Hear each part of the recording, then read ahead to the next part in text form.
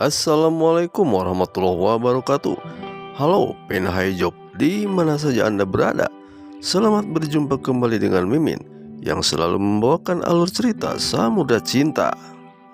Kali ini Mimin akan mencoba membahas alur cerita Samudra Cinta untuk hari ini. Yang sebenarnya cinta tidaklah wajar jika ia masuk penjara, karena ia memang tidaklah bersalah. Namun kenyataannya berkata lain, kalau cinta saat ini masuk penjara dengan vonis hukuman 5 tahun. Namun kepada yang baru saja bergabung, jangan lupa like, komen, serta subscribe-nya ya sob, serta aktifkan lonceng notifikasinya. Terima kasih. Tentunya yang menjadi harapan kita semua, terutama para penggemar sinetron Samudra Cinta, sangatlah tidak setuju seandainya cinta di penjara.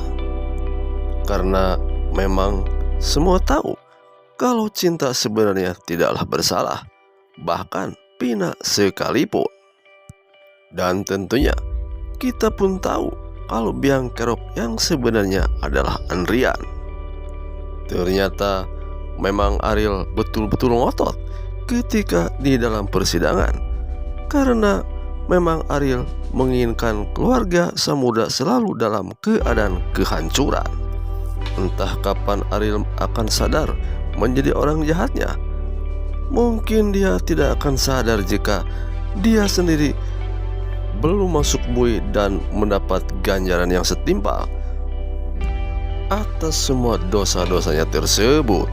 Sementara itu di sisi lain, Nora bersama Ratna masih saja tetap berkelahi, karena sepertinya di dalam penjara tersebut mereka betul-betul bermusuhan atau musuh bebuyutan, karena sepertinya masalah sepele saja menjadi masalah besar dibuatnya, sehingga menimbulkan perkelahian di antara mereka berdua.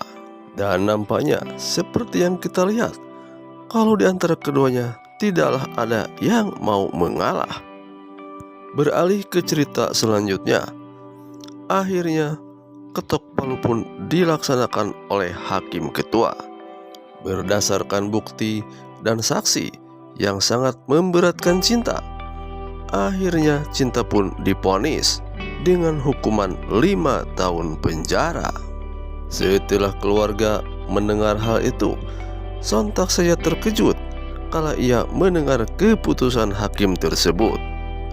Nampaknya untuk saat ini Samudra pun tidaklah bisa berbuat apa-apa.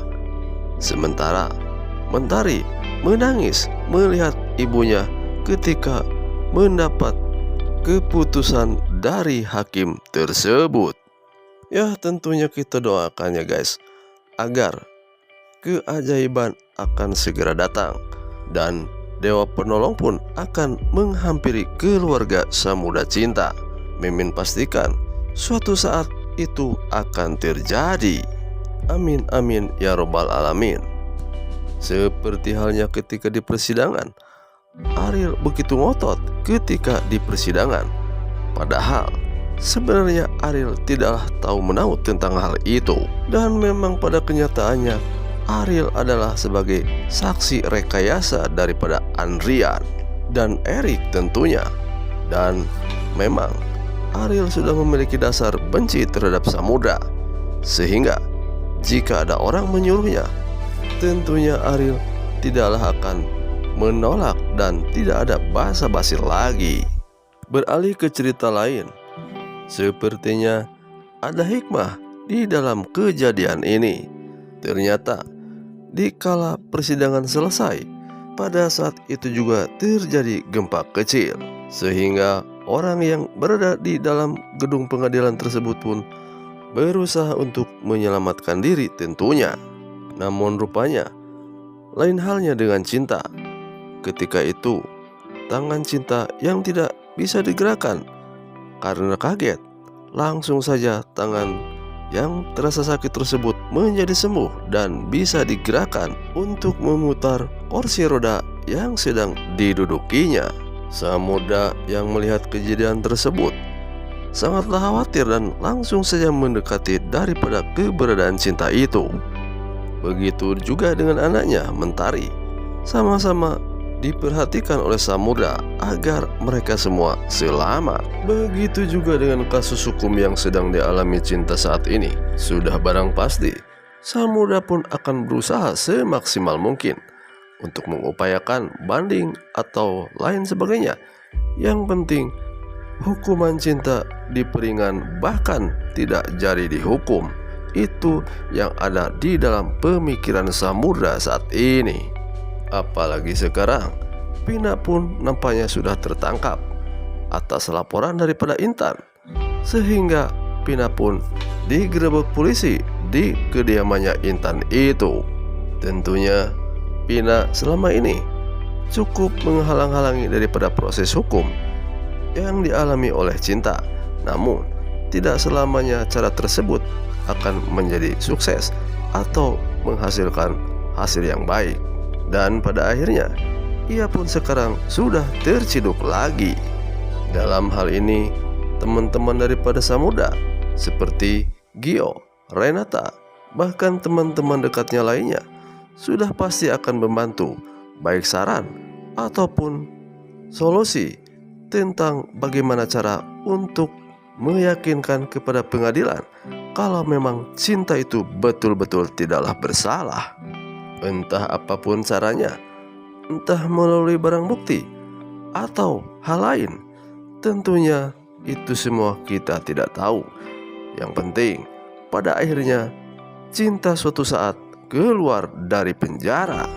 Yang dikhawatirkan Samudra saat ini, andai saja di dalam penjara bertemu dengan Nora, apalagi jika Cinta dan Nora menjadi satu kamar, tentunya itu hal yang sangat-sangat tidaklah diinginkan oleh Samudra ataupun siapapun. Karena jika hal itu terjadi, entah apa yang akan terjadi terhadap Cinta. Karena ketika di luar penjara saja dia sudah menjadi musuh, apalagi jika dia berada satu kurung di dalam kamar yang sama. Tentunya tidaklah bisa kita bayangkan tentang apa yang akan terjadi terhadap mereka berdua. Ya, mudah-mudahan ya sob, semoga Cinta di dalam penjaranya pun tidak bersama Nora. Dan kita doakan agar Cinta ataupun Samudra mendapat jalan keluar untuk mengeluarkan Cinta dari penjara tersebut. Tentunya di dalam kehidupan ini tidak ada hal yang mustahil seandainya Tuhan menghendaki. Apalagi pada saat ini, kasus ini yang dihadapi oleh Cinta adalah kasus yang tidak jelas kesalahannya. Dan akhirnya cerita pun sepertinya sampai di sini saja dulu. Terima kasih sudah mau menonton video kami. Mohon maaf jika ada kata-kata mimin yang salah.